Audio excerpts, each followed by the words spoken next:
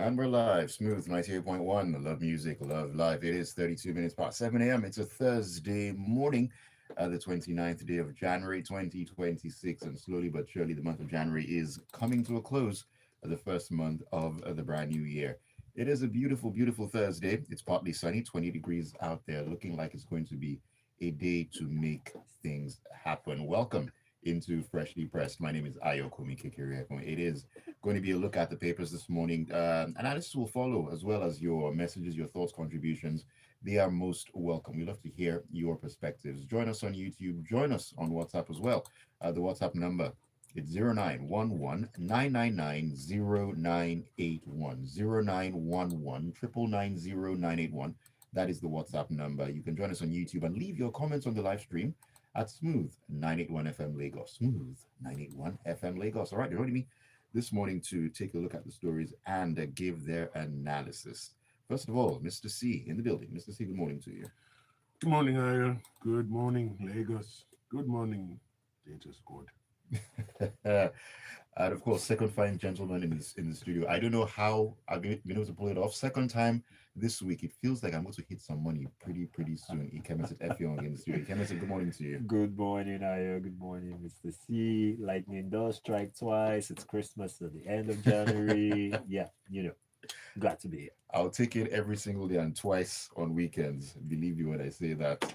All right, let's begin our journey this morning talking about things that went down in the city of Lagos yesterday. The Vanguard is where we're heading into, and this is a very familiar story here in more ways than one. Is to see pandemonium broke out on Wednesday as men of the Rapid Response Squad of the Lagos State Police Command fired tear gas at hundreds of residents protesting a series of demolitions of buildings, particularly in the Makoko and Oworoonsoki areas of the state. Now, the leader of the demonstration, an activist popularly called Comrade Soweto, very interesting name, and some yet to be identified persons were arrested, while others sustained various degrees of injuries in the process during the melee. Mr. C, this is, like I said, this is something we've heard one too many times, and it seems like the playbook has not changed at all.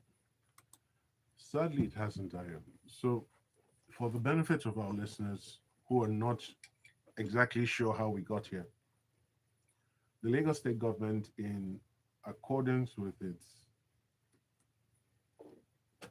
growth or master plan, has decided to regenerate areas of Makoko and Oworoonsoki from their previous status to a more befitting status in line with their avowed desires to make Lagos a global city.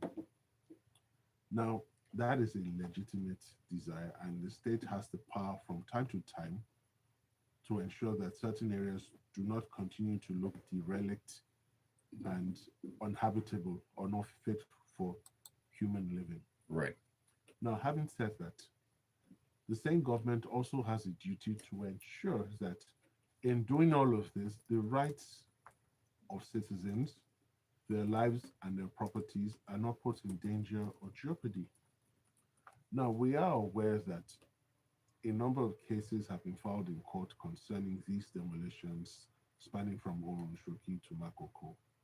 We are also aware that court injunctions have been granted, and the Lagos state government cannot feign ignorance of the existence of these orders, but the demolitions have continued. Now, the people have several grounds. They're saying part of those lands are ancestral lands. Well, that is for the historians and people who are familiar with the history of Lagos to debate. Now, some of them do not mind moving, but really and truly, you want them to leave. Lagos state government will tell you we've issued notices to quit, we've given them sufficient time to move. Some of these people have built houses, they built homes. Yes, albeit they don't have the necessary planning approvals. And I'm not saying if you build a house without the proper approvals or permits that you've done a wonderful thing or you've done something lawful. No. But the government sat back and watched you do all of that For years and years. for years and years. Now, I must take this very clearly because some people are incapable of comprehending and understanding what I'm saying. No matter the length of time, an illegal act remains an illegal act. Mm. An illegal act or unlawful act does not become legal simply by the effluxion of time or the passage of time. However, you can give them the opportunity to either regularize their permits, which the Lagos state government has done to developers who have not gotten the necessary papers for their development, or offer them alternative locations where they can relocate to. But when you force people out in the middle of the night, people lose all their properties, some people are injured. It makes nonsense of the fact that the political class continues to say that law and order, the rule of law and order is vigorously and strongly followed in Nigeria. It's not. So in other countries, justice may be completely blind. In Nigeria, justice is looking very well. There are no blindfolds, or the blindfold is not opaque enough to prevent justice from looking. Now, let's go to the event yesterday. They decided to go on a protest. Now, for the benefit of our listeners, under the Constitution, protests are not illegal. We must state that clearly. There are even Supreme Court decisions to that effect. Forget what our friends in black will tell us that we need a police permit. The Supreme Court has clearly stated you do not need a permit. Now, I don't know if there was any evidence, whatever evidence or material was relied on. Was the protest turning violent? What is famous or mystical hijackers of protest present on the scene? You're using a lot of air quotes this morning. I mean, So, I threw them a lot. because I'm trying to understand why the Nigerian police will release tear gas on people who supposedly were having a peaceful protest. We're not in a draconian society. We're not in a banana state. The Constitution is still in full effect and operation, even though the way it's given effect to leaves room for doubt. Did they destroy any property, public or private? So, what was the reason for using tear gas? The police in Lagos, do they not know what their counterparts use in serious countries? There are more non lethal ways of dispersing them. We have water cannons. Was that used, or is that there was no water available to be used? Why is it always a first resort to tear gas? Who gave the instruction for tear gas to be released? Because supposedly the police is a regimented unit and they follow instructions, or they follow the last order. So who gave that irresponsible order? They weren't doing it unless there's evidence that is not before the public. Right. There was nothing to suggest they were being violent. Because Lagos State government has continued to act, and they are going to their elected representatives in the House of Assembly to protest. Yet someone somewhere, or some people somewhere decide, no, you can't protest. You cannot beat a child and then expect the child not to cry, except you are a spawn of hell or a child of perdition. It cannot happen.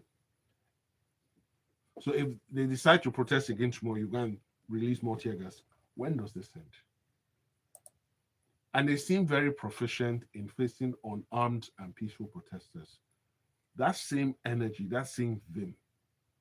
Why don't we relocate a good number of them to the northeast, north central, where we would truly appreciate the energy? Then when they meet the non-state actors, they can release their tear gas, and if they like, release live bullets. And in all of this, the Lagos State government will remain silent, which is the real pain for me.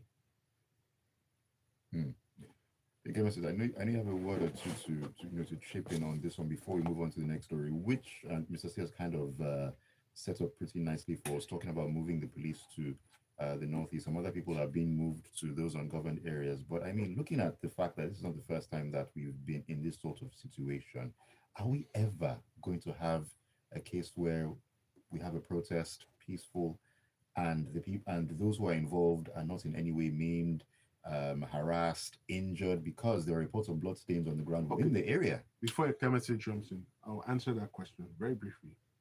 If it is in support of the ruling party, they're going to go. Oh, okay. My one word analysis was going to be no. For the most part. Yeah, but Mr. C is right. Air quotes notwithstanding. It's the thing with democracies is that you've got to give people space to speak.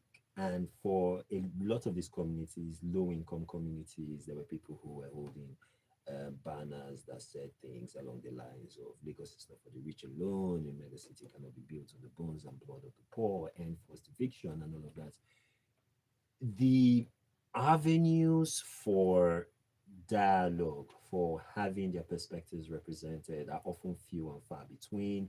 They are not well known, they are not publicized, and the ultimate venue of expressing your perspective on the matter, which is the courts, is for a lot of these communities prohibitively expensive, right? But in a situation where, like Mr. C rightly pointed out, we already have subsisting court orders basically stopping this. And this is not the first time that Lagos has not obeyed or respected a court order and gone ahead with a forced eviction demolition right exercise. I think there was a time last year where there were pockets, right, um down of Lekki towards Aja, I think in the Mm. Lekki scheme 2 area where some of these things happened as well. It does raise the question about the legitimacy and the quality of the governance, right, that we're getting. When you set this side by side with things, for example, like the new tax law, right, the National Tax Administration Act, which has come into force now, for a lot of Lagosians, and dare I say Nigerians in general, because let's not pretend as though this is just a Lagos problem. This is hardly a Lagos issue, right? Go and ask folks in the federal capital what their experience has been like with forced evictions and demolitions.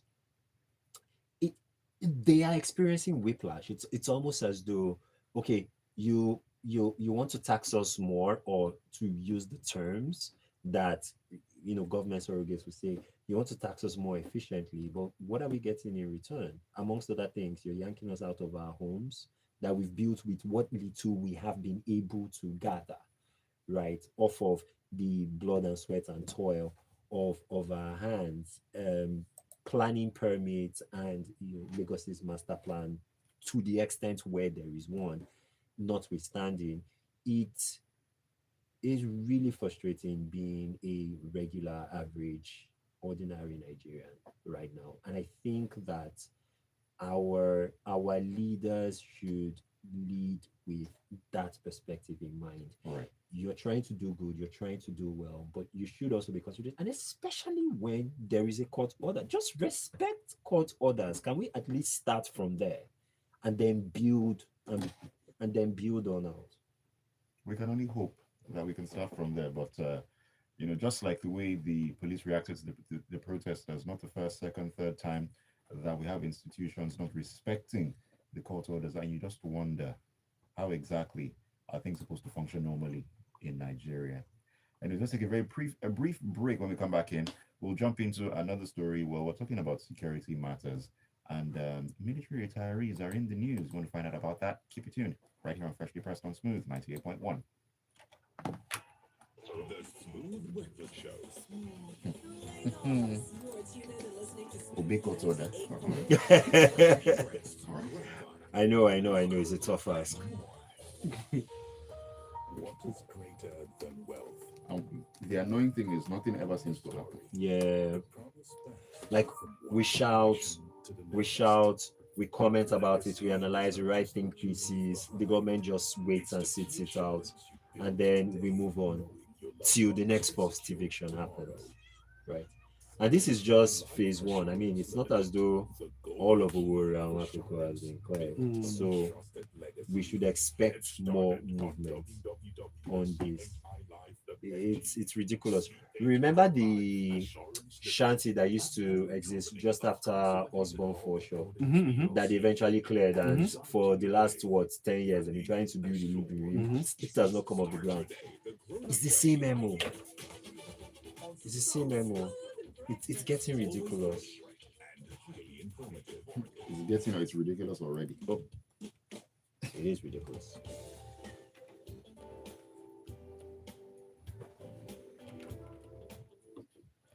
All right, welcome back into Freshly Pressed on a Thursday morning here on Smooth 98.1, brought to you by Consolidated Hallmark Insurance. On a Thursday morning, Ayokunmi here, Mr. C and Ikemesit with me in the studio, taking a look at the stories, giving us some very much needed analysis and perspective. You get to share your own thoughts with us as well. Join us on WhatsApp and on YouTube. The WhatsApp number is 0911 YouTube, we're streaming live at Smooth 981 FM Lagos. Smooth 981 FM Lagos. You can leave your comments there as well. We'll take them alongside the WhatsApp messages. All right, back into the stories. Like I said, we're talking some security matters. And this is in the Punch, where it says that the federal government has unveiled plans to deploy military veterans to help secure Nigeria's ungoverned spaces as part of strategies to strengthen national security and drive economic activities in the conflict affected areas. Now, this followed the inauguration of an 18-member committee by the Minister of Defense, General Christopher Musa, retired, tasked with reclaiming ungoverned spaces for economic viability and repositioning the Nigerian Legion Corps of commissioners and veterans as well. Gentlemen, this particular story here is this a bold move, or does it reek of a level of desperation, as it were? Ikemesit, let me begin with you on this one. The latter. Now I know that the idea, according to the defense minister, yes, according to the defense minister, is that the deployment of veterans into this ungoverned spaces would complement ongoing military operations, and to bring experienced personnel into local security and development efforts, particularly in places where the presence of the state is weak. I think the strategy here is supposed to shift away from using hard security military first approaches to solve a more inclusive and sustainable approach to security. So essentially, to appear as though veterans are going to be used more as community builders and leaders, people who can establish linkages between hard pressed, hard affected communities and the security forces, and by extension, the Nigerian state. The the big question mark, that emoticon with the big question, not the regular one, the very, very big, bright red one, for me is how would this work in practice? Right. One of the issues that we have with our general approach towards conflict resolution and conflict management, and this was reflected to a lesser extent in the policing story that we just handled, is that we tend to adopt an escalatory approach to conflict management in that respect. And part of that escalatory approach is the fact that oftentimes, security personnel are imported either from other parts of the country. They're not residents within those communities. They don't have a sense about how those communities function. And they are given very strict and very strict mandates within very tight deadlines in order to address security challenges. And when you do that and you have a gun, I mean, the only answer, or you have a tear gas canister, the only answer really is to deploy said weapon. So will these veterans be people who are safe from these communities, people who have direct lived experience or can consult, or will give credence to the voices of residents of these communities in order to build that sustainable communitarian inclusive approach that the defense minister is talking about? Or would this be more of the same, where you would have people who should be enjoying their retirement after they've given 20, 25, 30 years of service to their fatherland, being deployed to parts of the country where they may not be fluent in the culture, they may not be fluent in the social structures of those communities, and you're asking them to problem solve? At the very least, this approach recognizes that deeply rooted in our security challenges are socioeconomic contradictions and issues that needs to be addressed. The issue for me is whether military veterans are the right vehicle, the right avenue, and the right surrogate to be at the forefront of managing this. Or maybe this is part of a wider approach, and maybe that a bigger, wider, more inclusive strategy will will be announced with time. I also, and I think this is where I'll put a pin on my contributions. I'm also not minded about the geopolitical optics of this. Okay.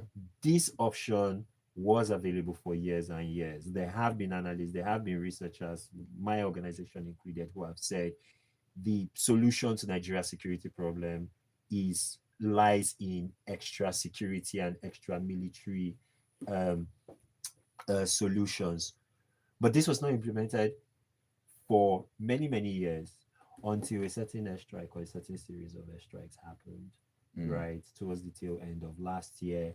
And we're cooperating more tightly with the United States on managing, some of our critical security issues. So was this an idea that was imported or was suggested or was brought in the room while we were engaging with our American security colleagues? Or was this an idea that came from our own end of the table as an effort to show that we're trying to move the needle in terms of managing our security? So questions all around.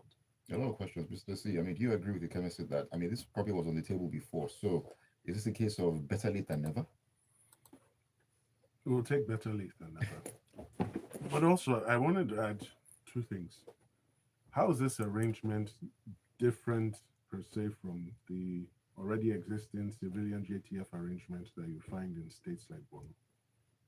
That's one. Two, I'm looking at what they aim to achieve, and I'm seeing that they are supposed to produce an actionable. There's a committee that has been set up.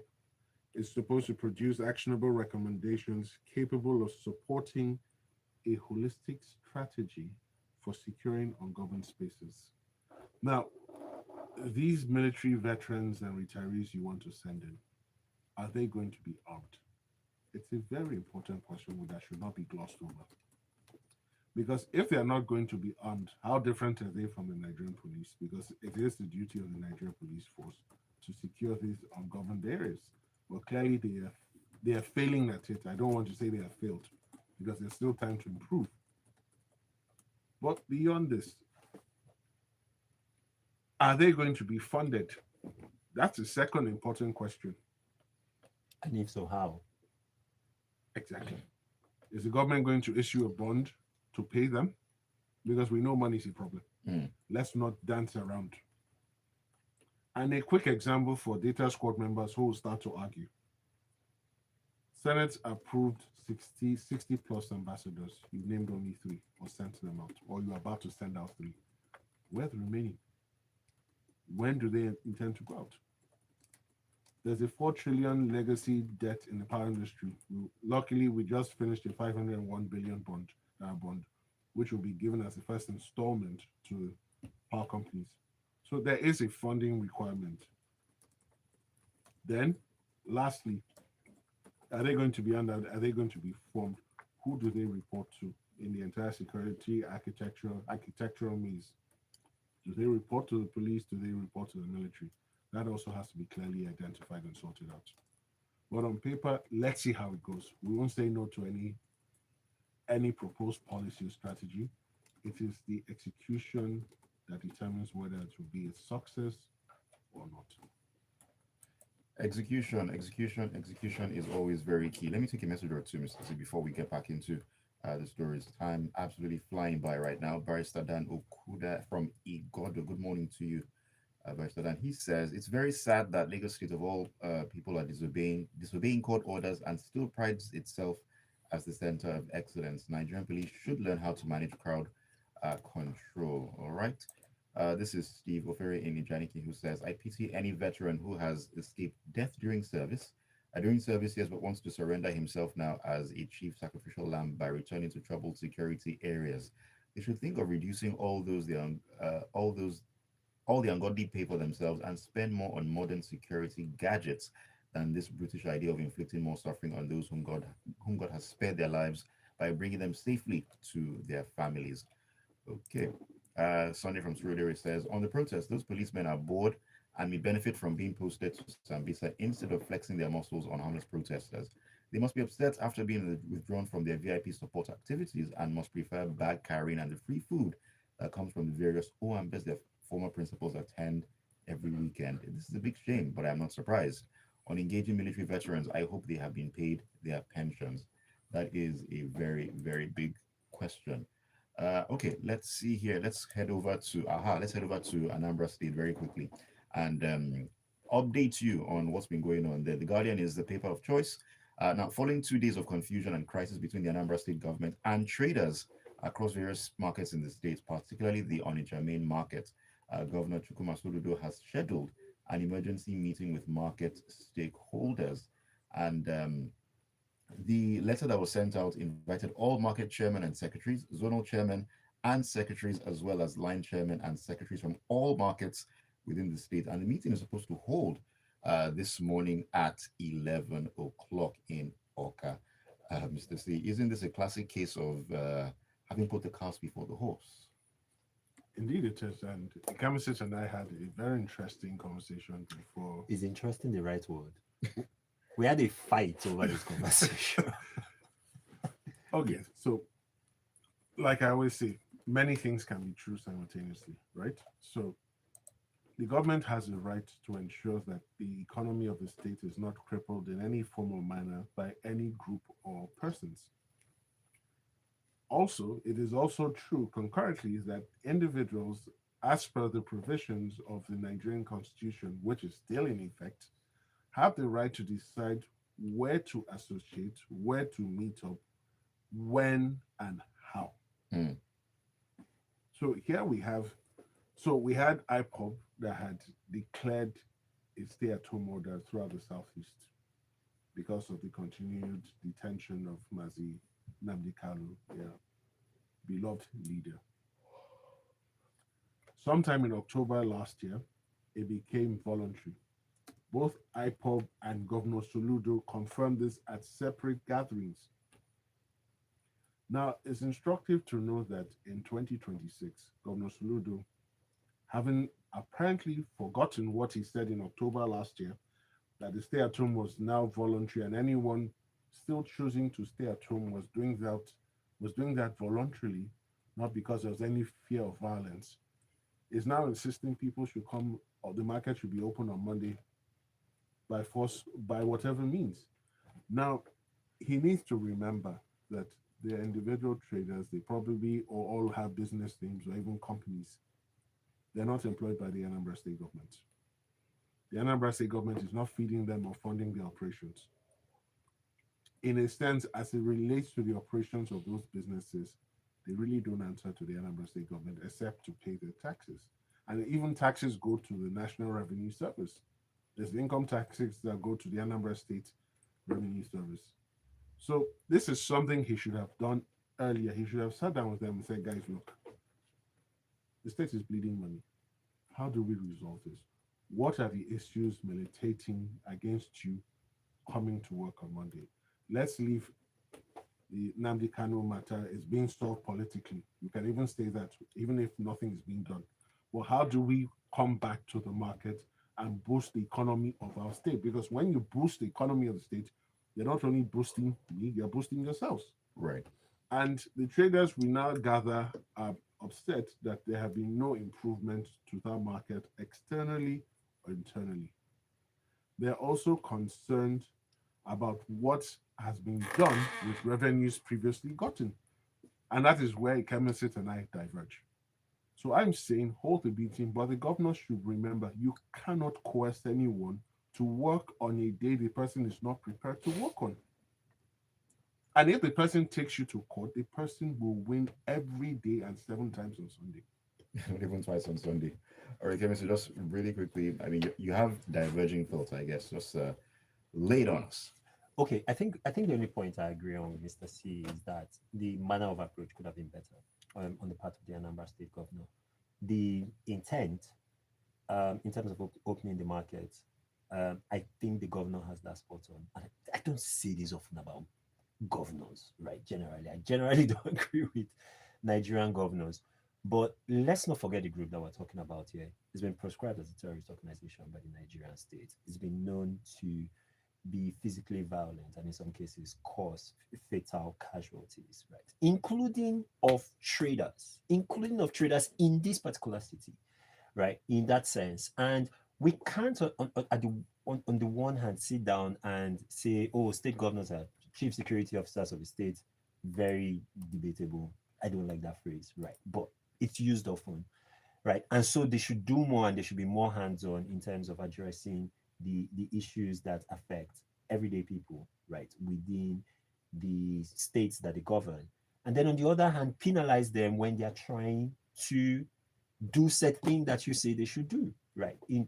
In that sense. And so to my mind, what the governor should do, and let's just before looking, what the governor should do in this meeting is make security guarantees that the lives and the properties of the traders in Onitsha market will be guaranteed. On Mondays, the sit-at-home order is not as rigorously enforced in many parts of the southeast now as it was, say, a year, 2, 3, 4 years ago in many urban centers. Right, life has returned back to a lot of those communities on Mondays in that sense. And Onitsha is probably the single biggest city, one in all of the southeast, but secondly, and more importantly, it's probably the biggest city where the sit-at-home order, at least for the purposes of commercial activities, is still largely complied with. And Mm. so Onitsha really needs to step up and get on with the program and get to where Enugu and Oka and Owerri to let them, have already got into in that sense. And so Soludo needs to bring pragmatic solutions to the table,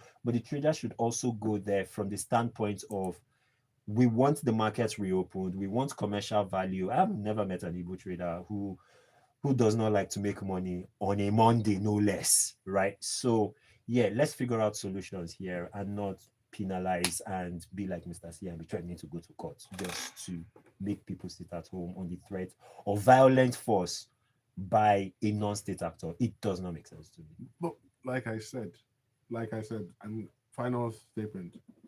Everybody has Soludo has acknowledged it's voluntary.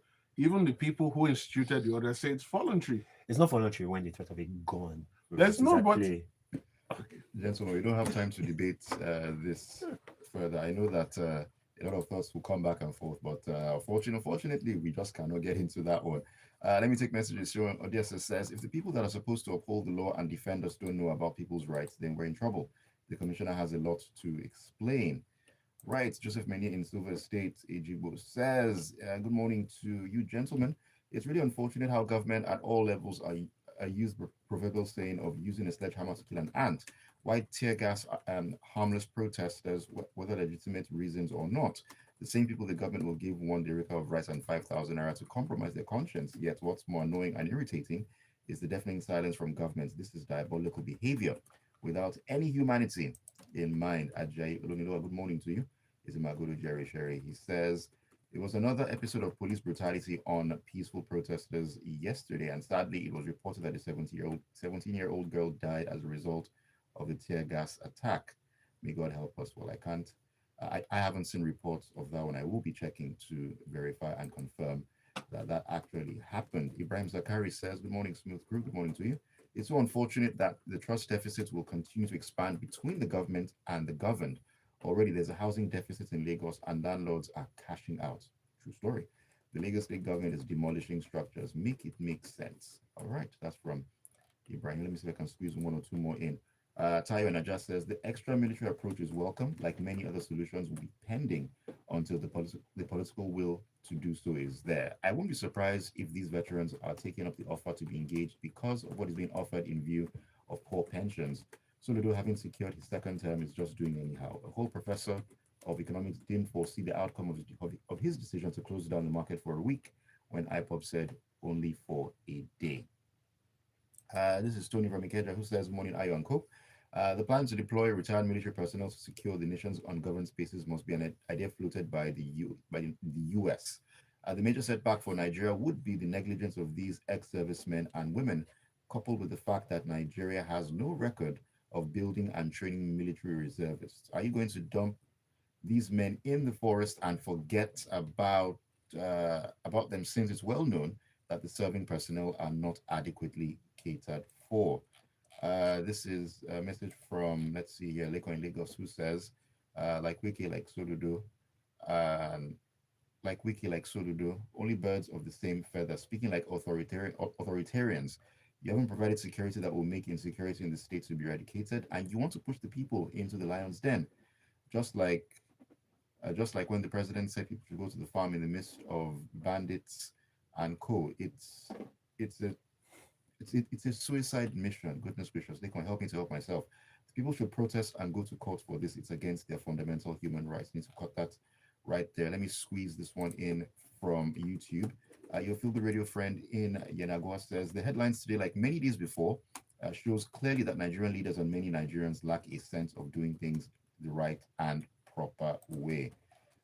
Ooh, okay. And okay, Tony Marine Beach says the politicians and elite have not shown any regard for the poor masses as humans until the time for elections. The reason they consistently push them out of their homes without making alternative arrangements to house them, like they can go and die if they want. These same people always have shown outright disregard to court orders to prove that the laws are made for the poor and not for them. All right, we need to wrap it up there. We've taken a little bit of extra time this morning, but thank you so much for all the messages and the interactions as well. Always a pleasure. Mr. C and Ikemesit, very august visitor in the house.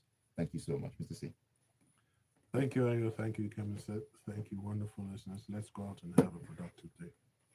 Ikemesit. Thank you very much, Ayo. Thank you, Mr. C. Thank you, Lagos. Be good, be safe out there. Stay away from protests. I think it's fair to say, and otherwise, generally be productive and have a good day. Yes, indeed. Have a fantastic Thursday. We keep things moving on the Smooth Breakfast here on Smooth 98.1 815.